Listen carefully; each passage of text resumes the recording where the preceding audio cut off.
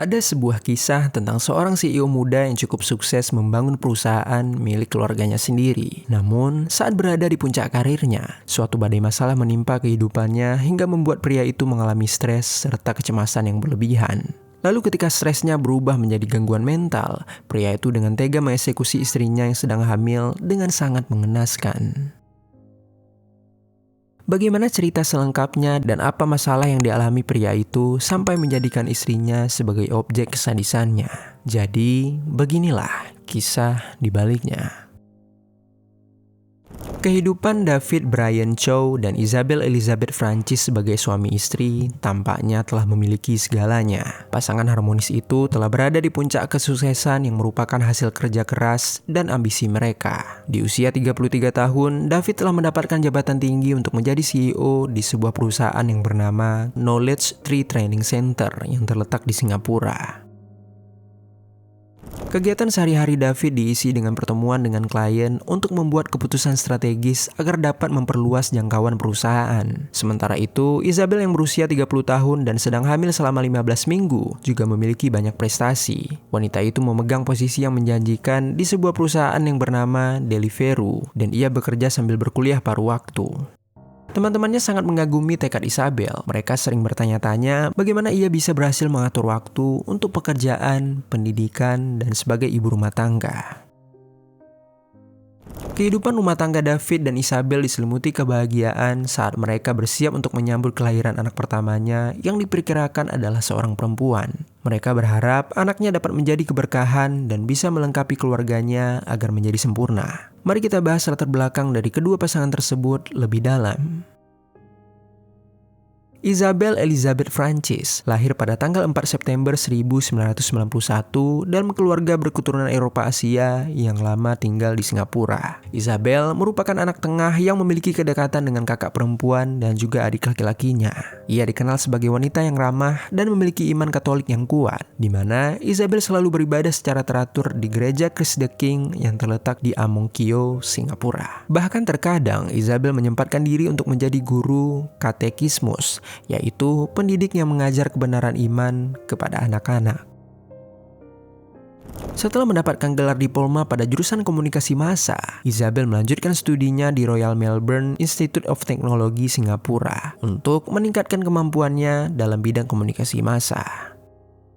Di sisi lain, David Brian Chow lahir pada tahun 1988 yang merupakan anak ketiga dari 4 bersaudara. Setelah berjuang secara akademis untuk meraih gelarnya, David akhirnya lulus dari kampusnya dan langsung mengambil peran sebagai pemimpin di perusahaan pelatihan keamanan milik keluarganya. Perusahaan itu bernama Knowledge Tree Training yang memiliki misi memberikan pelatihan keamanan dengan layanan karir untuk mendukung pertumbuhan dan pengembangan profesional di industri keamanan.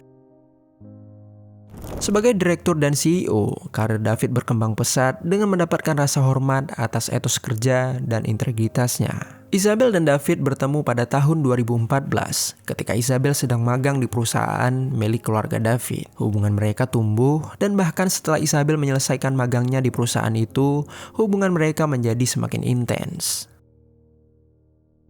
5 tahun berpacaran, pada tanggal 28 Desember 2019, David dan Isabel memutuskan menikah untuk memulai kehidupan baru bersama. Dari sudut pandang orang lain, kehidupan David dan Isabel terlihat tampak sempurna. Mereka tinggal di apartemen yang nyaman dan tenang di daerah Amon Kio, Singapura. Pada akhir pekan, mereka biasanya menghabiskan waktu untuk berbelanja perlengkapan bayi atau bertemu dengan beberapa teman untuk makan siang. Ketika berbincang, pasangan tersebut selalu mengarahkan topik pembicaraan ke planning masa depan. Namun yang tidak dilihat oleh orang lain, di balik itu semua, sebenarnya suatu tekanan mulai terasa meningkat, khususnya dalam kehidupan karir David. Sebagai CEO, David telah mengangkat keberhasilan dari perusahaan Knowledge Tree. Perusahaan telah merasakan pertumbuhan yang cepat di bawah kepemimpinannya. Namun, seiring dengan adanya ekspansi perusahaan, kompleksitas keuangan pun menjadi ikut meningkat. David yang jeli terhadap detail seringkali meneliti laporan keuangan hingga larut malam. Hal ini menyadari Isabel kalau adanya perubahan perilaku pada David, di mana alisnya sering berkerut dan terkadang mudah teralihkan ketika mereka sedang berbicara. Isabel menduga mungkin saja David sedang mengalami kekhawatiran karena dirinya akan menjadi calon ayah dan ditambah lagi adanya tekanan dalam menjalankan bisnis yang sukses. Namun tidak disadari oleh Isabel, hal ini semua akan menjadi tanda awal dari masalah yang akan menerpa kehidupan mereka.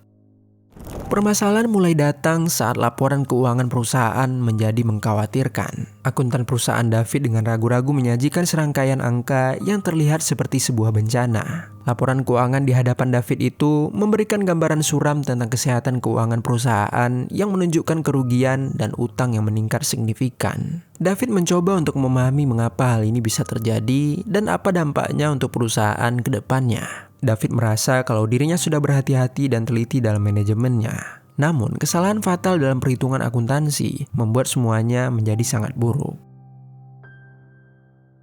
David berpikir kalau dampak yang akan dirasakan nantinya mungkin akan sangat menghancurkan, seperti kebangkrutan, karyawan setia kehilangan pekerjaan, dan untungnya semua pencapaian yang telah dibangun dengan kerja kerasnya. Seiring berjalannya waktu, kecemasan yang dialami David semakin meningkat. Malam hari tanpa tidur menjadi hal biasa karena pikirannya terus-menerus memutar ulang skenario terburuk yang akan terjadi. Lingkaran hitam terbentuk di bawah matanya dan sikapnya yang dulu percaya diri kini berubah menjadi gelisah yang berkelanjutan. Keluarga dan kolega David berusaha meyakinkan David. Kakak laki-lakinya menyarankan untuk mencari pendapat kedua dari akuntan luar mengenai laporan keuangan tersebut. Selain itu, mitra bisnisnya juga mengatakan kepada David kalau mereka bisa menghadapi badai ini bersama-sama. Namun, kata-kata penghibur mereka tetap saja tidak bisa menembus rasa keputusasaan yang telah terbangun di dalam diri David. Perasaan stres dapat mengubah persepsi seseorang dengan kuat, dan di dalam kasus David, hal ini memperbesar ketakutannya dan memperkecil sebuah harapan. Apapun yang dilihat oleh orang lain sebagai masalah yang masih bisa diperbaiki, David selalu melihat hal itu sebagai malapetaka. Analisis bisnisnya yang tajam telah dikaburkan oleh rasa gagal dan rasa malu. Saat tekanan meningkat, kondisi mental David semakin memburuk. Ia mulai menarik diri dari interaksi sosial, menghindari panggilan dari rekan-rekannya, bahkan sampai membatalkan pertemuan dengan klien. CEO yang dulunya bersemangat, sekarang malah menghabiskan waktu dengan berjam-jam terkunci di dalam kantor rumahnya. Di sana David secara obsesif meneliti dokumen keuangan untuk mencari solusi yang tampaknya semakin di luar jangkauan. Saat rasa putus asa telah mencapai puncaknya, David membuat keputusan yang mengerikan di mana dia berniat untuk mengakhiri hidupnya sendiri. Lalu tibalah saatnya pada tanggal 11 Januari 2022. Sebelum memutuskan mengakhiri hidupnya, tiba-tiba David mempunyai niat baru yang sangat di luar nalar. David berencana akan mengeksekusi Isabel yang sedang mengandung putrinya terlebih dahulu, dengan tujuan agar mereka tidak merasakan rasa kehilangan sosok seorang suami ataupun ayah nantinya. Hari itu, apartemen milik David tampak sunyi dan hanya terdengar suara langkah David yang sedang mondar-mandir. Dan setiap langkah tersebut seakan menyeretnya lebih dekat ke dalam keputusan yang tidak masuk akal. Sekitar pukul 5 pagi, David mengambil pisau paling tajam dari dapur dan kemudian berjalan ke kamar tempat Isabel yang sedang hamil tertidur lelap. Ketika sampai di hadapan Isabel, tanpa ragu-ragu, David langsung menyerang dengan menusuknya berulang kali. Isabel sempat terbangun kesakitan dan berteriak, namun David membungkam Isabel dengan menutup mulutnya dengan menggunakan tangan. Lalu entah bagaimana caranya, Isabel berhasil melawan dan dalam keadaan terluka, dia merangkak menuju pintu. Tetapi sayangnya, David berhasil menangkap Isabel dan kembali menyerangnya pada bagian kepala sampai Isabel menghembuskan nafas terakhirnya. Setelah menyadari Isabel tak bernyawa, David kemudian bersiap untuk mengeksekusi dirinya sendiri. Ia kembali ke dapur untuk mengambil pisau lainnya dan langsung mengeksekusi diri sambil berharap dirinya meninggal dunia. Namun ketika David menyadari bahwa dirinya masih hidup, ia kemudian memeriksa jam yang menunjukkan pukul 7 pagi. Seketika David mengingat kalau ayahnya akan datang pagi itu untuk membawanya ke psikiater.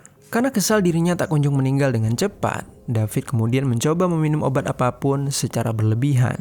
Namun tetap saja ia tidak overdosis. Lalu pada pukul 7.30 pagi hari, David akhirnya memutuskan untuk menyerah mengeksekusi diri. Dia kemudian menelpon pihak kepolisian dan langsung mengaku kalau dia telah mengeksekusi istrinya sendiri. Setelah itu, David juga menghubungi ayahnya untuk meminta agar tidak datang ke apartemennya. Ketika polisi tiba, mereka menemukan Isabel telah meninggal dunia di tempat. Sementara David yang masih hidup langsung ditahan dan dibawa ke rumah sakit untuk dirawat. Hasil otopsi menjelaskan kalau Isabel mengalami 15 tusukan di bagian kepala, leher, dan dada. Dan yang lebih menyayat hati, laporan otopsi juga mengkonfirmasi kalau Isabel sedang mengandung 15 minggu pada saat itu. Ketika mulai pulih, polisi membawa David dari rumah sakit ke kantor polisi. Wajah David dipenuhi dengan kebingungan dan keputusasaan. Pria yang dulunya merupakan seorang CEO sukses dan calon ayah, kini harus menjadi seorang pengeksekusi. Hidupnya telah diubah oleh kesalahpahaman dan penyakit mental. Polisi menyelidiki perusahaan David yang bernama Knowledge Retaining Center untuk melihat catatan keuangan perusahaan. Saat itu mereka malah menemukan kebenaran yang sangat mengejutkan. Perusahaan tersebut ternyata tidak dalam kondisi kritis keuangan, dan malah perusahaan itu sedang berproses dalam perkembangan yang pesat. Krisis keuangan yang mendorong David untuk melakukan tindakan keji ternyata hanyalah sebuah kesalahpahaman, yang mana akuntan perusahaan salah memasukkan angka pada laporan keuangan. Mengetahui fakta tersebut, keluarga dan kolega David merasa seperti diterjang gelombang besar. Saudara laki-laki David yang sebelumnya menyarankan kepada David untuk mencari pendapat kedua dari akuntan luar, seketika diselimuti rasa bersalah yang amat dalam. Selain itu, mitra bisnis David juga mengatakan kepada polisi kalau mereka telah berupaya berulang kali untuk meyakinkan David. Namun tetap saja, pria itu tidak mau mendengarkannya. Kesalahan kecil di atas kertas dapat membuat dampak yang sangat luar biasa. Hal ini menunjukkan begitu lemahnya persepsi seseorang ketika ia sedang mengalami stres dan kecemasan yang berlebihan. Seorang psikolog terkemuka dalam bidang kesehatan mental di Singapura memberikan wawasan tentang kekuatan persepsi dalam kasus-kasus seperti David. Ia mengatakan, ketika seseorang di bawah tekanan stres berat, pikirannya hanya dapat menangkap sepotong informasi, dan itu bisa dibesar-besarkan hingga menjadi tak seimbang.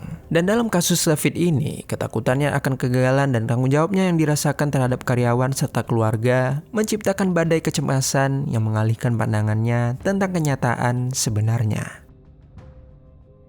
Saat proses investigasi selesai, perhatian beralih ke proses hukum yang akan didapat oleh David. Pengungkapan kesalahan akuntansi dan kondisi mental David saat melakukan kejahatan ternyata membuat kasus ini menjadi lebih rumit. Para ahli hukum mulai mendiskusikan konsep hukum diminished responsibility, yaitu doktrin hukum yang menyatakan bahwa seseorang melakukan tindakan pidana dapat dikurangkan hukumannya karena gangguan jiwa. Psikiater yang ditunjuk pengadilan memeriksa kondisi mental David untuk mengetahui apa yang dipikirkan pria itu ketika saat melakukan aksi kejinya. Setelah dilakukan wawancara dan penilaian, David didiagnosis mengalami gangguan penyesuaian. Gangguan ini merupakan suatu kondisi yang ditandai dengan respon berlebihan terhadap suatu peristiwa kehidupan yang penuh dengan tekanan. Jaksa yang telah mempunyai bukti-bukti konkret dari kasus ini akhirnya mengajukan tuntutan hukuman yang berat. Jaksa menekankan kalau David merencanakan pengeksekusian yang ditunjukkan bahwa ia sempat mengambil pisau dari dapur sebelum memasuki kamar. Sementara itu pengacara dari David berpendapat gangguan penyesuaian yang dialami oleh David telah secara signifikan mengganggu kemampuannya untuk berpikir rasional dan membuat keputusan yang tepat. Saat persidangan berlangsung, ketegangan terbentuk dari keluarga korban dan keluarga pelaku. Mereka dengan cemas menunggu keputusan pengadilan yang dipenuhi dengan konsekuensi. Setelah melalui pertimbangan yang cermat, putusan pun akhirnya diumumkan. David Brian Chow dijatuhi hukuman 7 tahun penjara. Putusan hukuman tersebut didasari dari perhitungan diagnosis gangguan penyesuaian yang dialami David dan dampaknya pada tindakan pria itu. Hukuman 7 tahun penjara bagi beberapa orang itu merupakan keputusan yang bijak. Namun bagi beberapa lainnya menganggap bahwa hal itu adalah ketidakadilan yang sangat buruk. Bagi keluarga korban yang kehilangan orang yang dicintainya, ini hanyalah awal dari perjalanan yang menyakitkan. Orang tua Isabel berjuang untuk mendamaikan diri atas kehilangan putri serta cucu mereka yang belum lahir. Dan ia malah harus melihat hukuman yang ringan yang dijatuhkan kepada pelaku. Sementara itu keluarga David yang merasa lega atas putusan pengadilan harus tetap menghadapi rasa bersalah terhadap keluarga korban. Kasus pengeksekusian di apartemen Ang Mo Kio ini telah mengguncangkan masyarakat Singapura. Kejadian ini menjadi contoh sebagai konsekuensi dari sebuah permasalahan kesehatan mental yang tidak ditangani pada lingkungan bertekanan tinggi seperti perkotaan. Berubahnya kehidupan seorang CEO yang sukses menjadi seorang pengeksekusi memberi pelajaran kepada kita seberapa cepatnya kehidupan dapat berubah ketika rasa stres dan cemas menipu kenyataan sebenarnya. Tragedi ini juga mengingatkan kita atas pentingnya kesadaran kesehatan mental dan sistem pendukung dari pemerintah untuk mencegah kejadian serupa.